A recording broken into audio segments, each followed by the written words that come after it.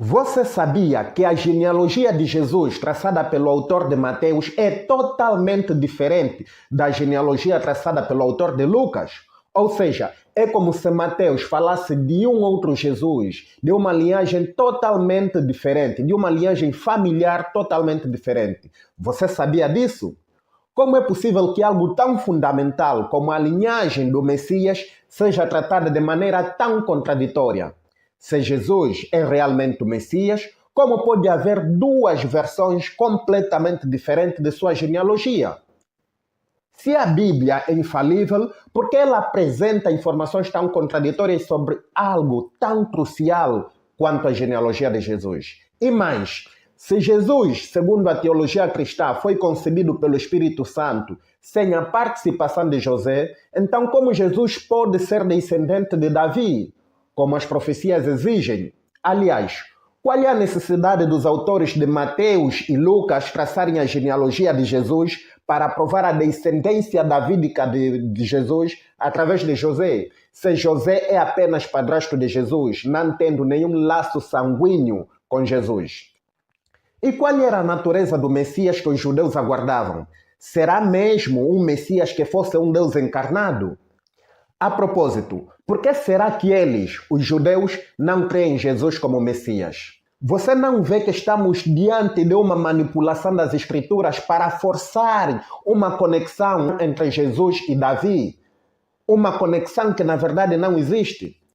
Neste vídeo eu te mostro e te provo através da própria Bíblia que Jesus não é o Messias prometido no Antigo Testamento e que as contradições nas genealogias feitas por Mateus e Lucas são apenas espantalhos para retirar o foco do verdadeiro problema, que é o nascimento virginal de Jesus, ou seja, o facto de Jesus supostamente ter sido concebido pelo Espírito Santo.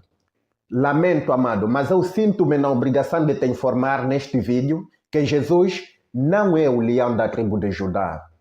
Este canal é um antídoto para os males que as religiões podem causar ao ser humano. Nosso objetivo neste canal é libertar você dos grilhões, das correntes, das prisões que é a religião e te mostrar a verdade que está além da Bíblia. É libertar você do Deus, do diabo e do inferno que o homem inventou para atormentar você, para controlar você, sua mente e suas finanças. Para você que é novo no canal, eu sou Domingos Simão e você é bem-vindo ao canal Além da Bíblia. Inscreva-se no canal, ative o sininho para receber notificações sempre que publico um vídeo novo, deixa o teu like maroto, compartilhe o vídeo com os amigos e não se esqueça, comente sempre que puder para que eu possa saber que este vídeo agregou algum valor em você. Para entendermos a gravidade dessas contradições, precisamos primeiro reconhecer o que a Bíblia diz sobre o Messias. De acordo com o Antigo Testamento, o Messias deveria ser descendente direto de Davi. Em 2 de Samuel, capítulo 7, versículos 12 a 13, Deus promete a Davi que o Messias viria de sua linhagem e estabeleceria um reino eterno. O trecho diz o seguinte: quando teus dias se cumprirem e repousares com os teus pais, levantarei depois de ti o teu descendente, que procederá de ti, e estabelecerei o seu reino. Este edificará uma casa ao meu nome, e eu estabelecerei para sempre o trono do seu reino. Esse tema é ainda reforçado em Isaías, capítulo 11, versículo 1, onde lemos: do tronco de Jessé sairá um rebento, e das suas raízes um renovo frutificará. Jessé, é claro, é o pai de Davi, tornando clara a expectativa de que o Messias seria da linha de Davi. Portanto, a linhagem davídica não é um detalhe. É uma condição sine qua non, uma condição indispensável para que alguém seja o Messias. Agora, como podemos conciliar isso com a genealogia contraditória de Jesus? Nos evangelhos, Mateus, capítulo 1, versículo 1 a 16, e Lucas, capítulo 3, versículos 23 a 38, apresentam duas genealogias diferentes de Jesus. Mateus tenta traçar a linhagem de Jesus desde Abraão até José, passando por Davi através de Salomão, filho de Davi. Já Lucas traça a linhagem de Jesus de volta a Adão, mas passa por Natã, outro filho de Davi. Aqui está a primeira grande contradição. Se o Messias deve ser descendente de Davi, por que temos duas linhagens genealógicas diferentes? Salomão e Natã são dois filhos distintos de Davi e suas linhagens nunca se cruzam. Isso significa que ou uma genealogia está errada ou ambas são fabricadas para tentar encaixar Jesus na profecia. Isso já é um sinal claro de que algo está errado. Além disso, Mateus e Lucas não concordam sobre o próprio pai de José. O autor de Mateus afirma no capítulo 1, versículo 16, que o pai de José era Jacó, enquanto Lucas afirma também no capítulo 3, versículo 23, que o pai de José era Eli. Se nem o pai de José pode ser identificado com certeza, como podemos confiar em qualquer uma dessas genealogias para provar a descendência davídica de Jesus? Outro problema crucial é a doutrina da concepção virginal de Jesus. Se José não é o pai biológico de Jesus, mas apenas o seu pai adotivo, ou seja, o seu padrasto, então de que serve traçar a linhagem de José? A linhagem de José, seja ela através de Salomão ou através de Natã, é irrelevante se Jesus não tem nenhum vínculo biológico com José. Isso significa que, mesmo que as genealogias estivessem corretas, e claramente que não estão, elas não poderiam provar a descendência davídica de Jesus. Porque sendo José apenas padrasto de Jesus, Jesus não poderia herdar a linhagem davídica por adoção.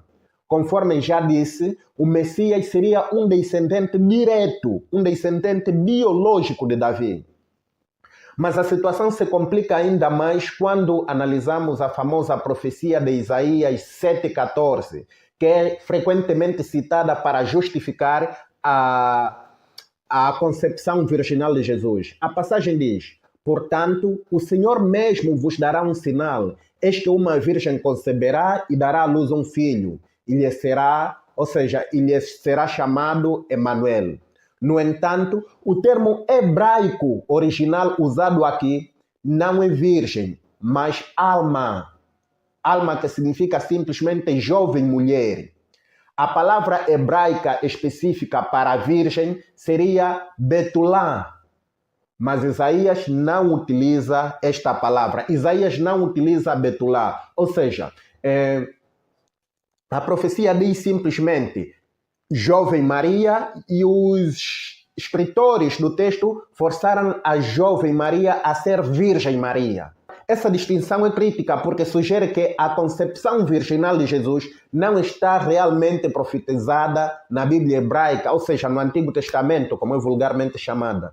A interpretação de alma como virgem é uma tradução errônea, deliberadamente utilizada pelos autores para conectar Jesus a uma profecia que, na realidade, não dizia nada sobre uma concepção milagrosa. Esta profecia não dizia nada sobre uma concepção virginal.